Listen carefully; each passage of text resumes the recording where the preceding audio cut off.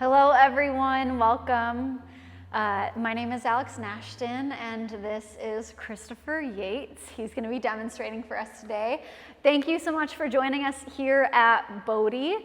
Today we're going to be moving through a 60-minute foundational beginner's flow class. It's going to be 60 minutes long, so make sure that you have 2 blocks handy. If you don't have blocks, no worries, you just use whatever you've got at home. Some really sturdy, kind of taller water bottles will work, or even some old textbooks or shoe boxes, whatever you've got handy. And then you're gonna wanna make sure that you have something to cushion yourself with, whether that's a pillow or maybe even a blanket. Usually those things are nice for a practice like this. Before we get into the actual practice today, I wanted to share with you guys a little bit about something that is relatively new to me and my understanding of the nervous system, something that I've learned from my own personal anatomy teacher, Kristen Leal, this week. Right before we started this recording, Chris said, "Don't mess up." And now I'm like, I keep messing up, guys, sorry. So tonight I want to be sharing with you guys something that I learned this past week from my teacher, Kristen Leal, which is that we typically think about our autonomic nervous system, what you might have commonly heard of as the fight or flight stress response, the sympathetic nervous system, or the more rest and digest parasympathetic nervous system. Those are kind of the 2 branches that we divide the autonomic nervous system in. And while many of us tend to think of these 2 respective parts of the nervous system working like a light switch, we either turn them on at full blast or they are completely off. A more accurate understanding would be equating them to like a dimmer switch, where we can ever so slightly adjust them up higher and higher and higher, or turn them down. And while our sympathetic nervous system, that fight or flight response, tends to get a bad rep, especially here within the yoga community, we actually do want to have it active at certain points in time throughout our practice. Just being here with us right now, just staying engaged with what you're seeing on the screen, listening to the sound of my voice, seeing all the weird faces that Chris is making, you are in more of a sympathetic nervous system response. But rather than being at like a 10 on a scale of 1 to 10, you're probably sitting somewhere more around a 3 or a 4. So when it comes to this process of kind of unlocking our nervous system, we're not just looking for a complete turn off of the sympathetic nervous system and turn on of the relaxation response. What we're really looking for is mastery and flexibility over the 2. We want to be able to navigate seamlessly between the 2 so that we can have a greater level of control over our reaction and discernment patterns to the things that are inevitably happening in the space around us, right? We don't want to be at a 10 in either regards all the time. So today we're going to start with a technique that was designed to help you activate and invigorate your sympathetic nervous system without spinning you out into a total state of panic. So don't be scared. You'll come to sit upright. I usually sit like this in supported virasana with a block between my ankles and the tops of my feet down on the ground. But if you want to cross your ankles in front of you like Chris is demonstrating here, you're more than welcome to. You're going to bring the back of your left hand to the top of your left thigh. Your thumb and your first finger are going to come to touch. Your thumb and your first finger are going to come to touch. And then you'll sit up just a little bit taller. You'll lift your right hand up. And take your peace fingers, so your first 2 fingers, to that point between your eyebrows.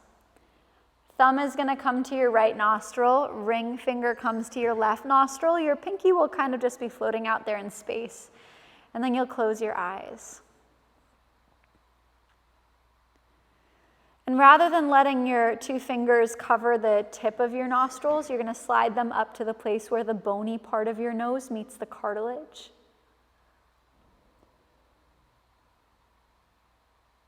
And at the bottom of your next exhale, you'll press your thumb and your ring finger down. So now both nostrils are completely blocked off. You'll lift just your thumb up and inhale through the right side. when you get to the top of your right side, pause. Press your thumb down. Hold your breath in for a moment full.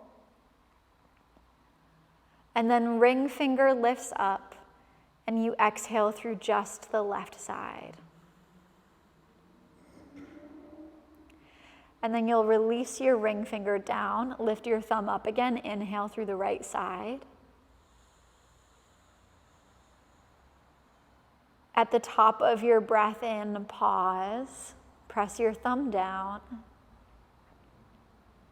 And then ring finger lifts up and you exhale through the left side, pardon me. And we're gonna keep going just like this. So in through the right side, out through the left. In through the right side, out through the left.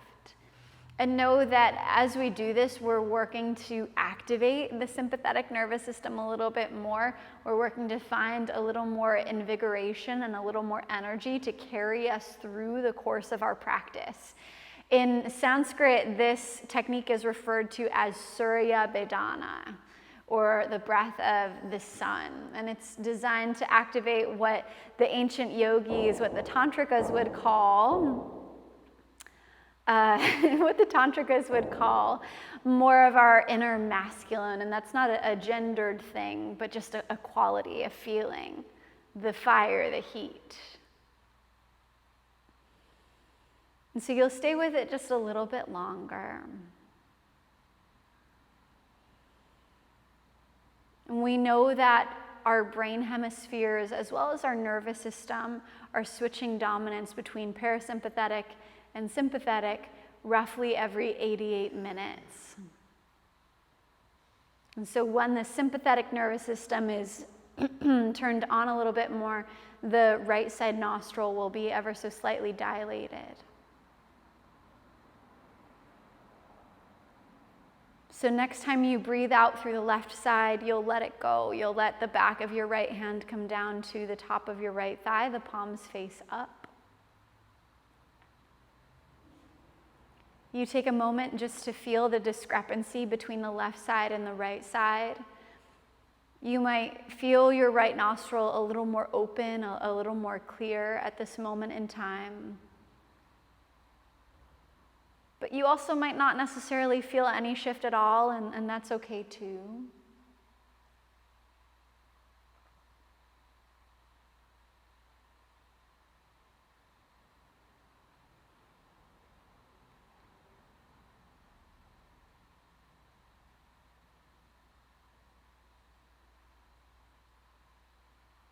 Let your breath get a little bit easier.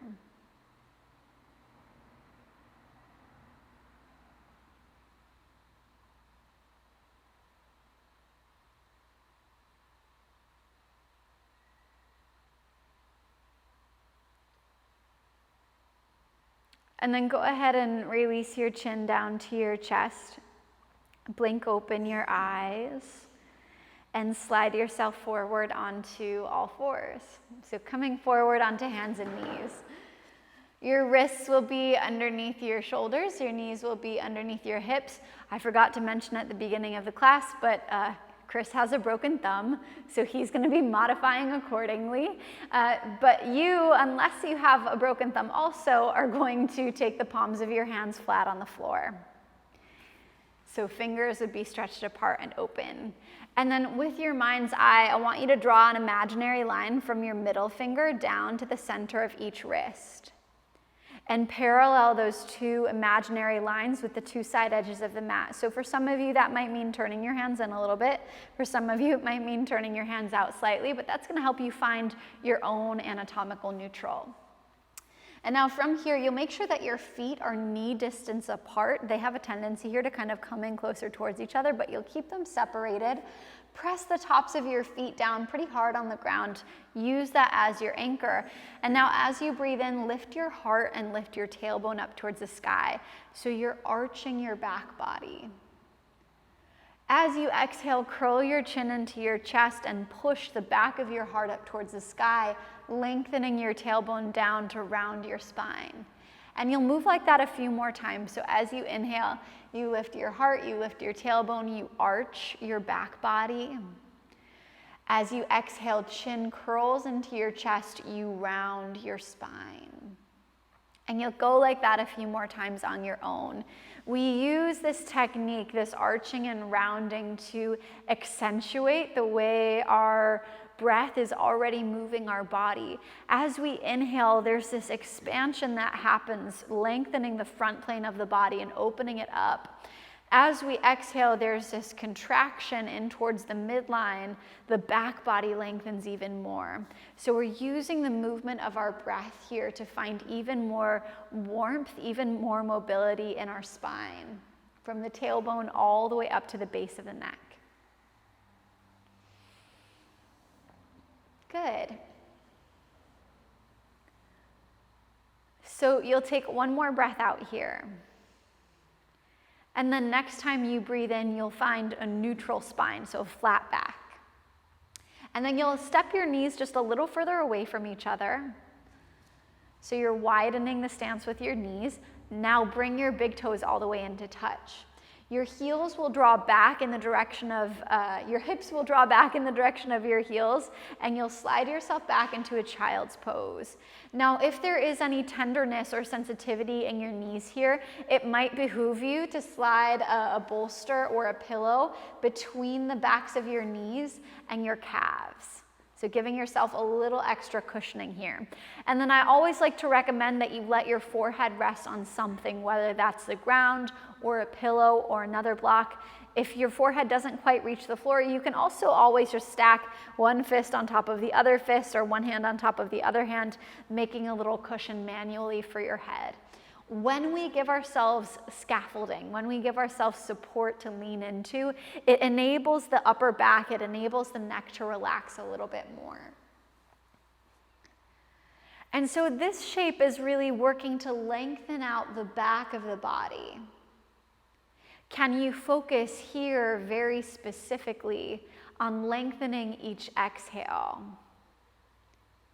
And coaxing yourself a little bit more into that spaciousness of the back plane.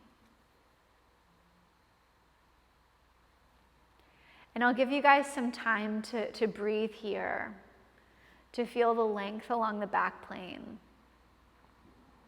And know that this shape, know that this pose is a very safe one that you can come into at any point throughout the class. If you're feeling tired, if you're feeling shaky, if you're feeling discouraged, my encouragement for you is to not give up, but know that this is a safe place to come rest whenever you feel like you need it.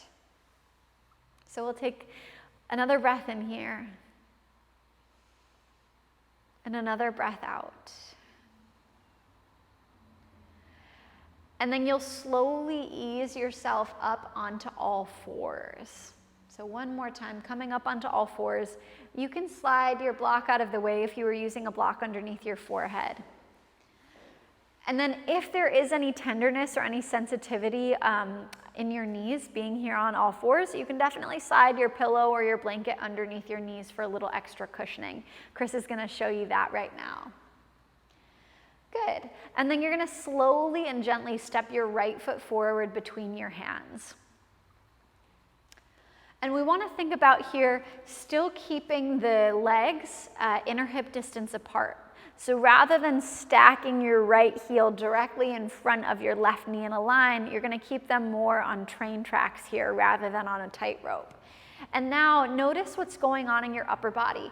If there is rounding in your upper back here, like Chris is showing you, you can grab your two blocks, you can grab your water bottles, your textbooks, and use them underneath your hands for a little extra height. Ideally here, we want to find enough height that we can lengthen out the spine and lift through the front of the chest just a little bit more. And then you'll pause, and you'll look down at your right knee. And you want to be sure that your knee is directly on top of your ankle. Chris is going to demonstrate going too far forward here. Yeah, that's just a little too much with the knee past the ankle. And you don't want to be too far back either, but we really want to work to find that 90-degree balance in between the two. Beautiful job, Chris. Okay, so from here, you might want to walk your blocks up onto their highest height just to give you the most amount of space. And then you'll notice what exactly is going on in your back thigh, in your left thigh, if you're feeling any stretch here. Note that if you're not feeling any sensation of opening in the left thigh, you're going to want to slide your left knee back a little bit more. So Chris is probably going to need to do that here just because we don't want the back knee to be at a 90-degree bend. We want it to be at a little bit more of an angle, at a little bit more of a slope. And then he's going to untuck his left toes so the top of the foot comes to the ground. And maybe optionally, he reaches his arms up to the sky and works to find a little more balance. Good. And so now we're really working to open up the front line of the left thigh, to release the psoas, to release the hip flexors. All of this stuff gets really crunchy and tight when we spend all day sitting at a desk or sitting in traffic, driving our car, commuting. This is also the part of the body that first responds to our experience of fear. And that could be fear on a micro level, like stress or anxiety. We hold our breath and we flinch, contracting the front of the body. And this happens on a micro level all the time, every single day. So we use our practice as a way to open up and let go of all of that tightness that we store. Chris is going to take one more breath in here.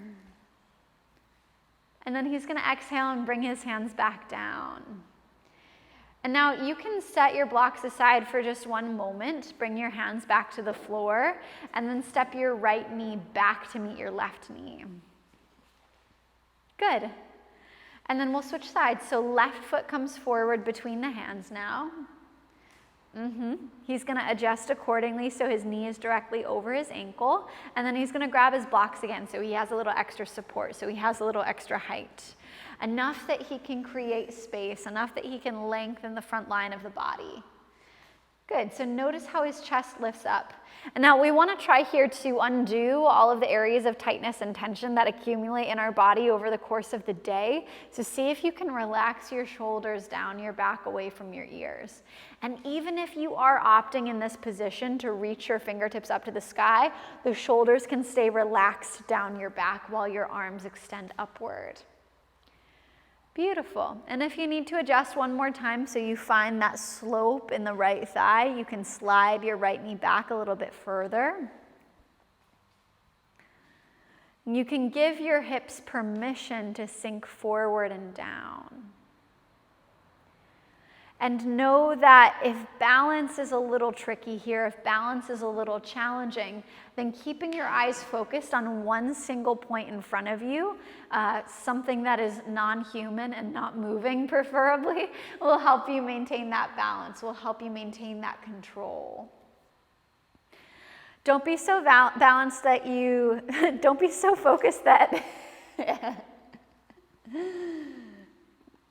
okay, I'm leaving now. Namaste. Just kidding. Go ahead and put your hands down. Set your blocks aside. And then left knee is going to go back to meet the right knee. And this time on all fours, you're going to walk your hands a little further forward. And then you're going to slide your shoulders forward so they come ever so slightly past your wrists, so a little bit closer to the top of the mat. And now keep your core engaged, so belly button is squeezing in towards your spine. You're going to begin to bend your elbows straight back and lower all the way down onto your belly. Beautiful. Now note that if there's still a pillow underneath you, that might not necessarily be comfortable. Palms of the hands are still by the sides of your body. Your fingers are stretched open. And note here that many of us tend to let the elbows kind of wing out away from each other. So see if you can keep your elbows squeezed in by the sides of your ribs. The tops of your feet stay glued down. And now see if you can firm your thighs here. So it's that kind of engagement, that firmness in your thighs that will kind of lift your kneecaps up off of the floor so they hover just an inch or two. What I commonly see here is that as people engage their thighs, as the kneecaps lift, they lift the tops of the feet too. So Chris, can you show that? Yeah, we don't want that to happen. So tops of the feet stay glued down. Your kneecaps are lifted because your thighs are engaged. And now you'll breathe in and lift your head, your neck, and your chest up off of the ground. Good, so we call this baby cobra. We use it to strengthen the upper back and open it. Exhale, release yourself back down. We'll do that 2 more times. So you inhale and lift your head, neck, and chest up. You exhale and release back down again. 1 more time, you inhale and lift up. Exhale, release back down. Beautiful. So pressing down through the palms of your hands, pressing down through the tops of your feet, you're gonna push yourself up onto all fours. And from here, you're gonna tuck your toes under. So kind of like you're coming into the way a runner would start a race. And now you're gonna lift your hips up and back into a downward facing dog. Once again, I'll remind you, Chris has a broken thumb, so his hands are in fists right now, but yours are not. Your palms are open. Okay. So ideally here, we're making more of a triangular shape in the body. So think about pressing your chest back towards your thighs, lifting your butt up even higher. Most of us tend to have a bit of tightness in the lower back, even if we're not fully aware of it. So you'll know that there's tightness in your lower back if there is some rounding here around the base of the spine. To help us with that, I'm going to invite you to put a bend into your knees in this shape. Good. And now with that bending your knees, try to push your hips up and back even more. Beautiful.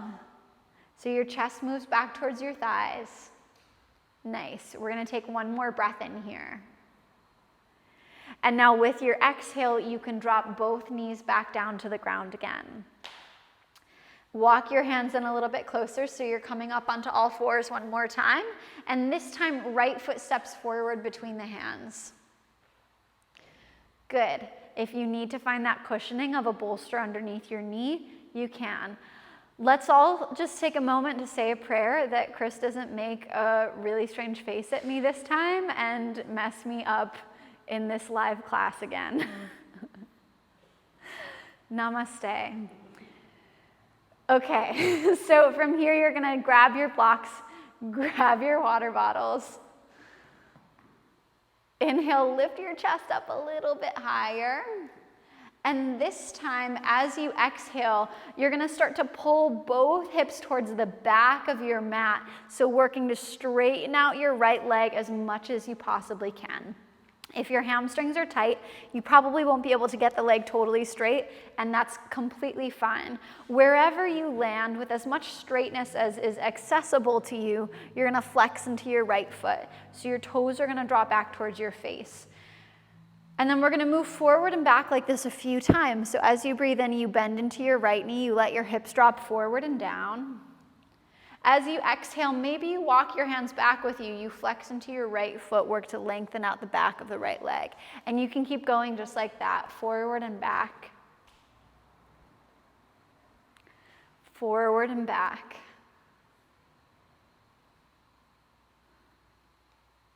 So making sure that you're breathing the whole time. And as you do, you become more and more aware of, once again, how each breath in opens the front of your body, how each breath out opens the back. Each breath in gives you space in the front plane. Each breath out opens up and lengthens the back plane. Breathe in and come forward 1 more time. And now you'll pause here. You'll tuck your left toes under. Lift your left knee up off of the ground. Breathe in and reach both arms up to the sky. Nice. So if this is feeling like a little too much for you, you can drop your left knee down at any moment in time. But to up the level of intensity for all of our practices today, I am going to encourage that you play around with getting your arms up towards the sky. Beautiful. So you're either in the shape that Chris is in, very similar to the last one we took, or your back knee, your left knee is lifted. And we want to make sure that there is enough of a bend in the back knee that you can lengthen your tailbone down, right? If there is any arching in the lower back here, we want to put a bend into the left knee, drop the tailbone down, try to zip up the front plane of the body, so pubic bone, navel, sternum all lift up. From here, from this place of balance, you work to lengthen out your left leg a little bit more. Good. Take just one more breath in here. And then exhale, release your hands down to your 2 blocks. Curl your left toes under, lift your left knee up if it dropped. And this time, keeping your hands on your blocks, you're gonna push down through the sole of your right foot, push down through your front foot, try to straighten out the back of your right leg. Good. Nice. And so in most of these poses that we're gonna be taking today, I want you to think about keeping your hips square. What that means is that your 2 hip bones in the front, I want you to imagine that there were 2 headlights on them and that you were always pointing directly forward, right? So rather than having one hip forward of the other hip, kind of twisting you off to either side, you keep them perfectly square. So as you're moving yourself forward and back here, as we're gonna start to do, you keep your 2 headlights square. So as you inhale, you bend your right knee, you reach your heart forward. As you breathe out, you straighten your right leg, let your upper body relax down, let your head hang. And then you'll keep going just like that. So as you breathe in, you bend into your right knee, you walk your blocks forward, you push your heart up. As you exhale, you lengthen out the back of the right leg and fold your upper body down. And remember, once again, the pelvis is staying square here as it moves forward and as it moves back.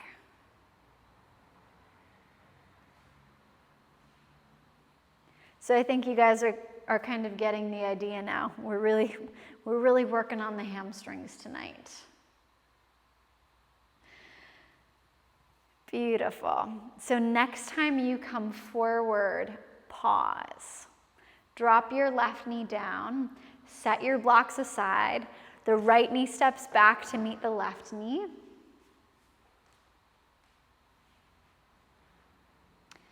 And then we switch sides, so the left foot comes forward between the hands. Good. You start first by getting your heart up towards the sky. Keeping your fingertips either on the ground or on blocks. Good. You'll inhale here and try to lift up a little bit more through the front of your chest. And now as you exhale, draw both hips towards the back of your mat. Lengthen out the back of your left leg as much as you comfortably can and flex into your left toes. As you flex into those toes, as your leg works towards lengthened, keep your left thigh firm. So you engage it in the same way that you did lying down on your belly. And then we'll move forward and back like this a few times. So as you inhale, you come forward, you bend into the left knee, you lift your chest up. As you exhale, you work to lengthen out the back of the left leg, the left toes flex. And then you keep going. Bringing yourself forward and back, forward and back.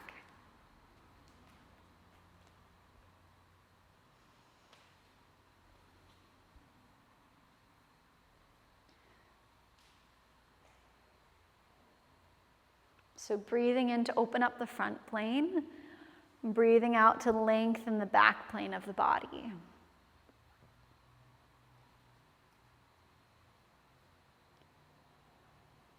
Very nice. So next time you come forward, you'll pause. You'll curl your right toes under and lift your right knee up. And now try for just a moment to reach your fingertips up towards the sky, to lengthen both arms up. And if this is feeling like too much, if this is feeling a little too wobbly, a little too unstable, you can always drop your right knee down. Good. But do fight your fight to get the arms up, to really play with balance, even if it's challenging here, even if it feels so unnatural and so awkward. And for those of you that do have your right knee or back knee lifted, make sure that there's space in your lower back, that you're not crunching up there, that you're not collapsing. but instead you have enough space to lengthen your tailbone down. Good, the arms are lifted up. We'll take another breath in here. And then everyone exhale, release your hands down. Right knee lifts up off of the ground if it wasn't there yet. You'll breathe in here. And as you breathe out, you push through the sole of the left foot. Try to lengthen out the back of the left leg. Pause. Remember your 2 headlights again, directly out in front of you. So many of us here have the tendency to let the left hip push forward, the right hip push back. Chris is demonstrating that here. But we want to keep them even, so see if you can send your right hip forward towards the top of the mat and pull your left hip towards the back of the mat. And then we'll keep moving forward and back a few more times. So as you inhale, you bend your left knee, you reach your heart forward and up. As you exhale, you lengthen the back of the left leg. You let your upper body relax. You inhale to bend into your left knee. You find engagement by opening up the front body. You breathe out. You lengthen the back of the left leg. Upper body folds down. Keep going just like that.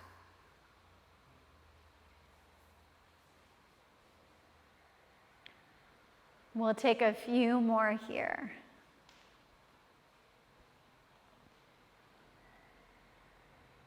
Try to stay with it.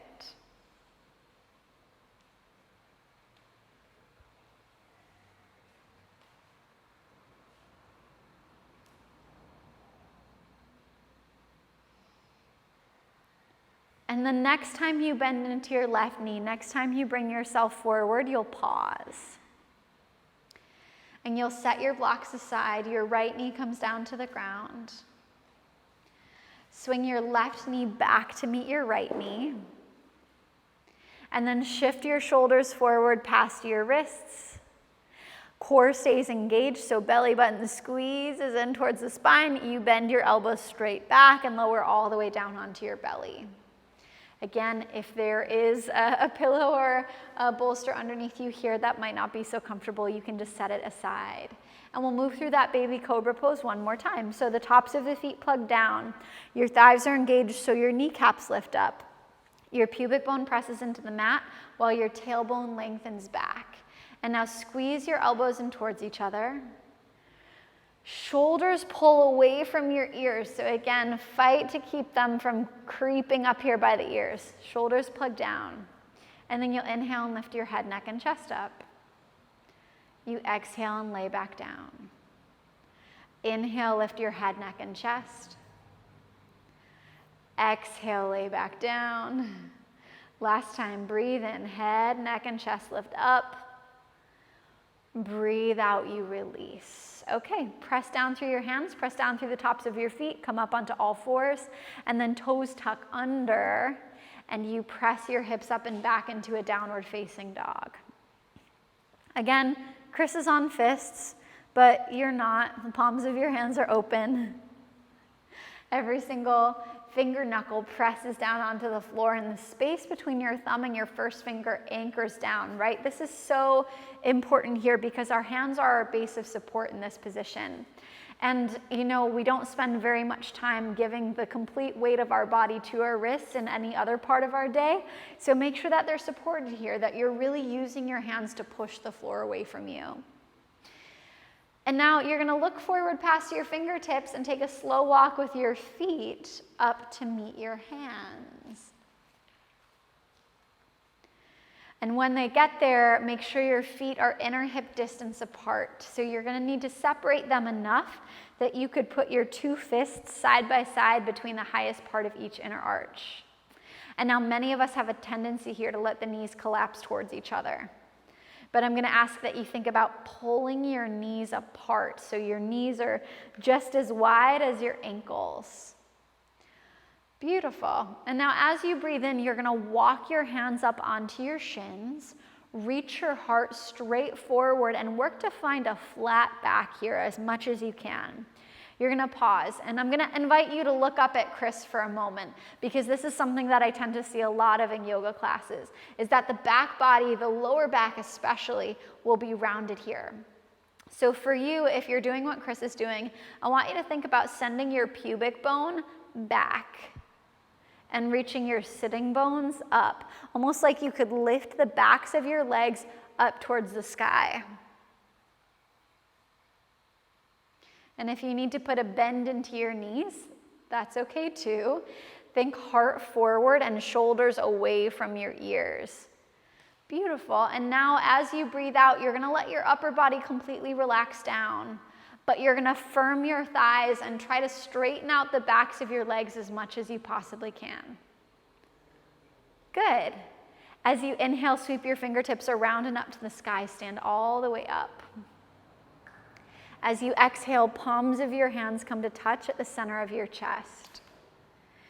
Inhale, reach your arms around and up again. And then this time as you exhale, you're going to swan dive your arms forward. So your back stays flat here for as long as you possibly can. When you can't maintain the length anymore, you let everything in your upper body relax and release down. Inhale, walk your hands up onto your shins, find a halfway lift. And then exhale, let your upper body relax again here. Breathe in, sweep your fingertips all the way around and up to the sky. And then exhale, palms of your hands to the heart. So these right here are half sun salutations. We use them as a way to warm up the body, to open the front and back planes evenly and prepare ourselves for some deeper forward folds and deeper hip openers. So breathe in, reach your arms around and up again. Breathe out, dive yourself forward and down again, keeping your back flat for as long as possible. And then when you can't maintain the length anymore, the upper body relaxes, the thighs stay firm. Inhale, walk your hands up on your shins, lift halfway up. Exhale, release back down again. Inhale, arms reach all the way around and up to the sky. You come to stand all the way up. Exhale, palms of your hands come to touch at the center of your chest. Inhale, reach up again. Exhale, dive forward and down. And as you do, try to refrain from sticking your butt back like Chris is doing here. We want to keep the hips over the ankles the whole time. Good. Inhale, halfway lift. Exhale, fold forward here. Again, hips are still over the ankles as you inhale and sweep your arms around and up. Very nice. You exhale and bring the palms of your hands to your heart. We're going to do half of one of those. So inhale, reach your arms up again. Exhale, dive forward and down. Inhale lifts you halfway up. And then you're going to pause here and you're going to put a bend into your knees. And now your fingertips are either going to rest on the ground in front of you, but I highly recommend that you take your hands up on blocks on the highest height here. If you don't have blocks, that you take your hands up onto two really thick textbooks, or you take your hands up onto old shoe boxes, that you give yourself something a little bit higher to lean into. And you're going to work to find your flat back here as much as you possibly can, so your chest reaches forward. Your spine lengthens out, and now you're going to shift your weight onto your right foot and just lift your left foot an inch up off of the ground. Good. And now begin to reach your left heel back behind you and lift it up. And you can balance the weight of your body pretty evenly here between both of your hands and your right foot. That's totally fine. But do try to lift your left heel up higher. So ideally what we're looking for now here is one long line from the crown of your head to your tailbone and then all the way down and out through your left heel. If you can't get the leg up this high yet, it's totally fine. What I do want to make sure is happening here is that your hips are level. So Chris, can you lift up your left hip? Yeah. What I tend to see a lot of here is this, the left hip higher than the right hip, and we don't want that to happen. So make sure that your left hip is dropped down enough that it's level with the right. Take one more breath in here. And then exhale, set your left foot down next to your right foot again. Now we're gonna pause, make sure your spine is long, make sure your spine is lengthened, shift your weight onto your left foot this time, and just work to float the sole of the right foot an inch up off of the ground. And now putting a little more weight into your hands, a little more weight into your left foot, you're gonna sweep your right heel straight up and back behind you. Good. So make sure that this back leg is active, that you haven't let your toes go slack, but instead you flex your right foot. So all 5 toes are drawing back towards your face. Beautiful. That the hips are level just like they were before.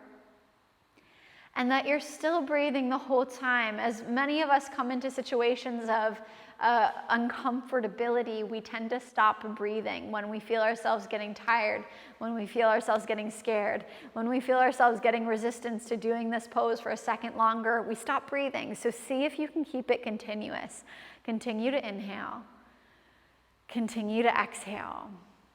And then right foot is gonna step down next to the left foot. You'll breathe in, take your hands to your shins and find a flat back here.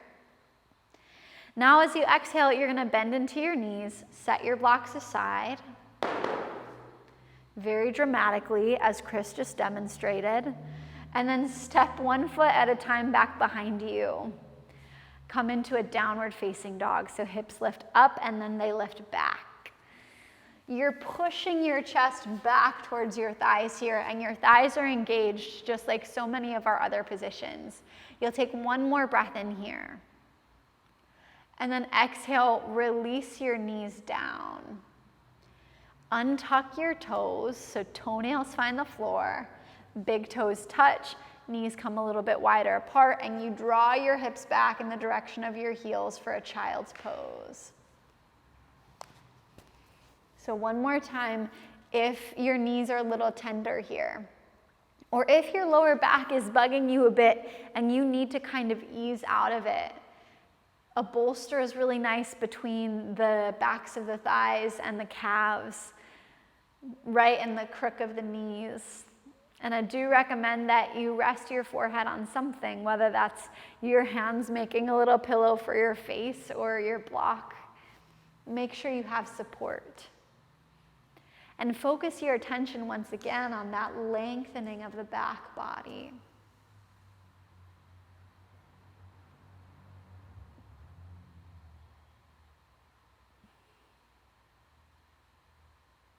We'll take a few more breaths here.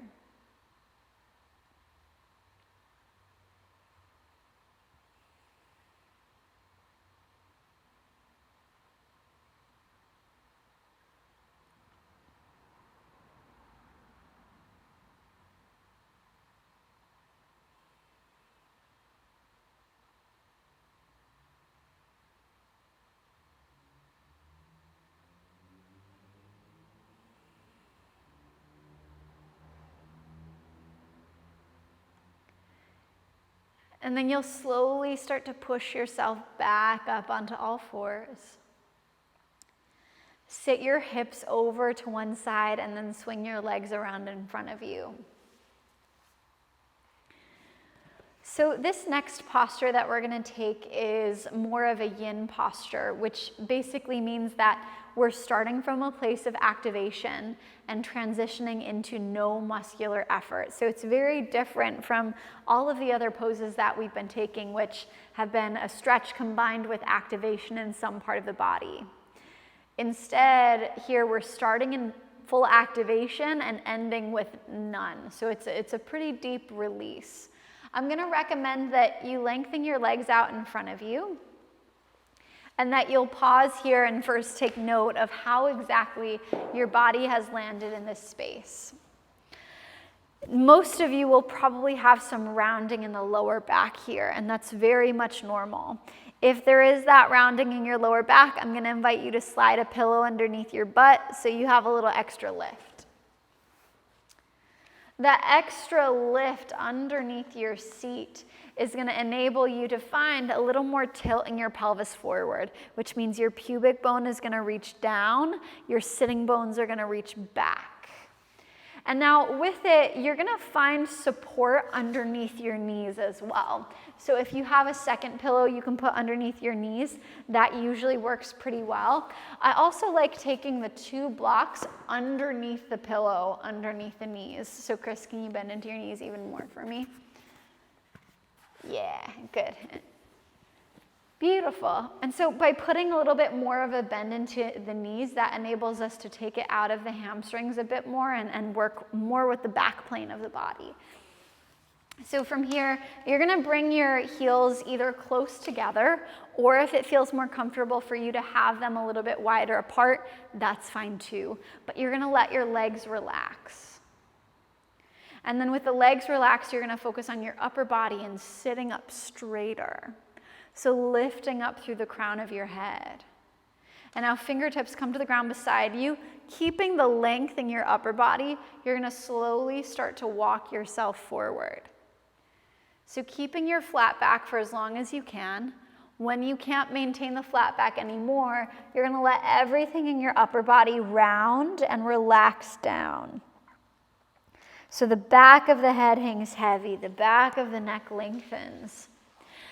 Now, if it's uncomfortable for you to just have your head hanging out there in space, very similar to our child's pose, using blocks stacked one on top of the other, again, gives us that support, that scaffolding to lean into, enabling the upper back, enabling the neck and the shoulders to fully release here.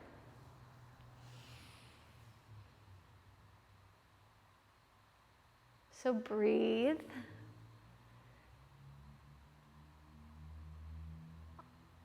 Notice the lengthening in the back of your body. And if possible, try to coax that breath out a little bit longer. So your inhale is very natural, but you begin to lengthen each exhale. And that lengthening of each exhale allows us to kind of shift now into more of a parasympathetic nervous system response. In other words, that rest and digest relaxation response. Our goal here as yogis is not to just turn off different body systems and turn other ones on, but to gain the ability to really masterfully navigate between the two.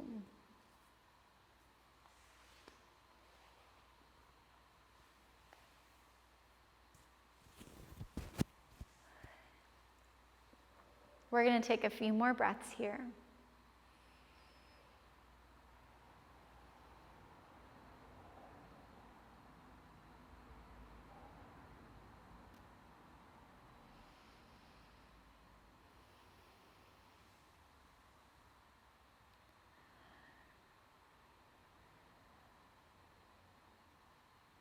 And then you'll press down through your fingertips, press down through your hands, and slowly begin to ease yourself back up.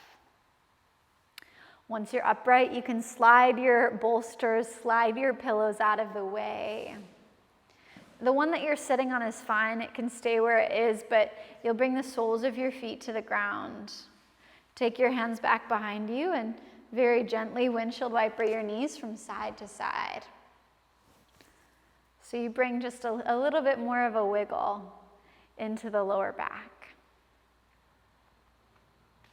Good. And then you'll pause and center.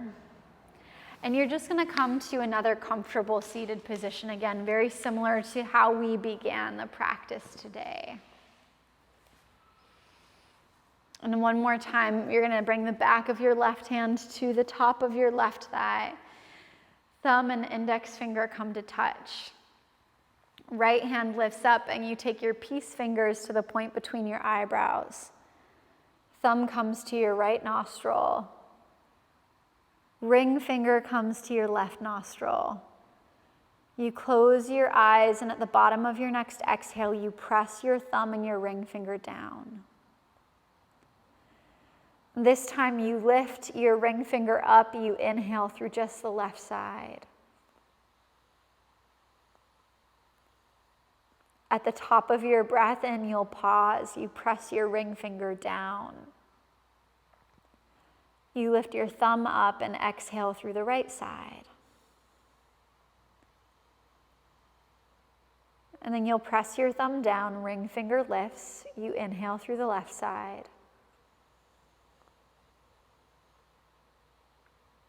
At the top of your breath in, you'll pause, press your ring finger down, thumb lifts up, and you exhale the right side. So it's the exact opposite of what we were doing before.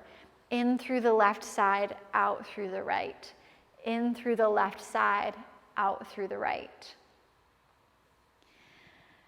And so now this enables us to increase the flow of oxygen to the left side nostril, to dilate it, and in doing so, trigger more of a parasympathetic nervous system response. This enables us to wind down at the end of our practice, to fully settle into that place of ease and enjoyment now that we no longer need the activation.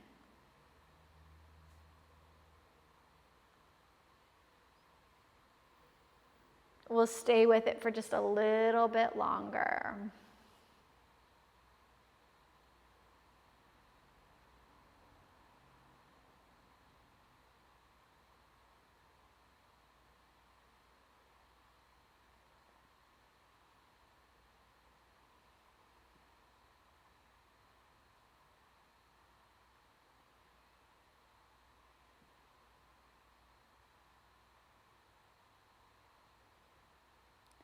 And next time you exhale through the right side nostril, you'll let it go.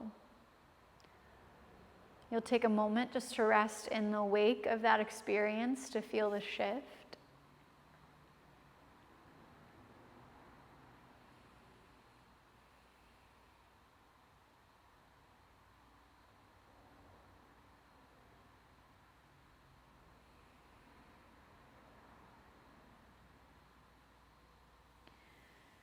And then you can release your chin down to your chest, open up your eyes, and give yourself the opportunity to slide a little further forward on your mat, and to set your bolster aside, to set your props aside, unless you want to have a bolster underneath your knees for Shavasana.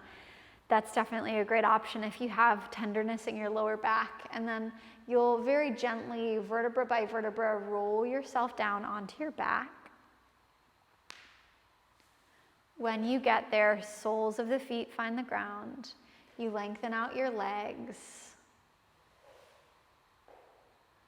And then palms of your hands face up beside you.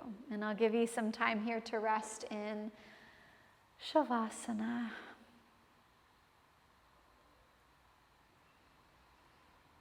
So now you get to let go of all of the effort.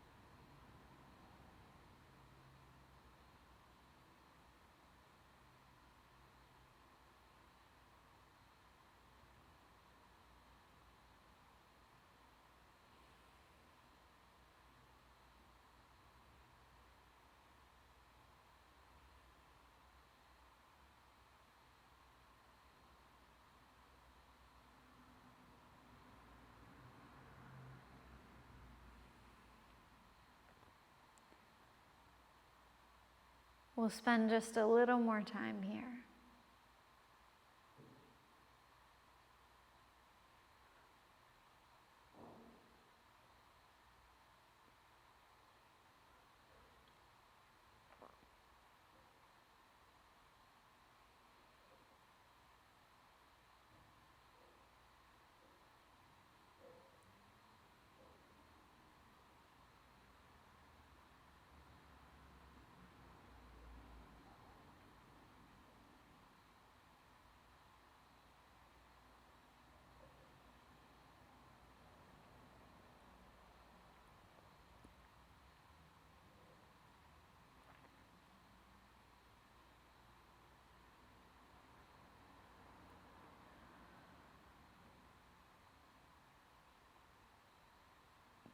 Begin to deepen your breath.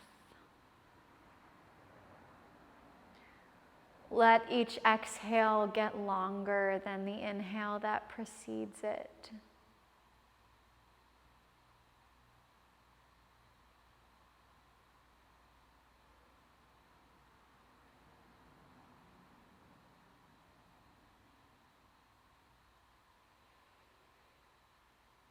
And in your own time, you'll start to wiggle your fingers and your toes, begin to wake your body back up again.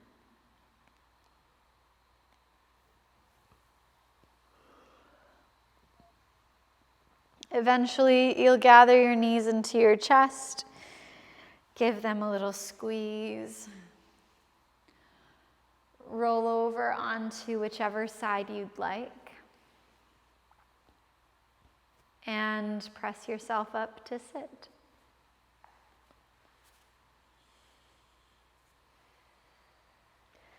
Let the palms of your hands come to touch at the center of your chest. Release your chin down.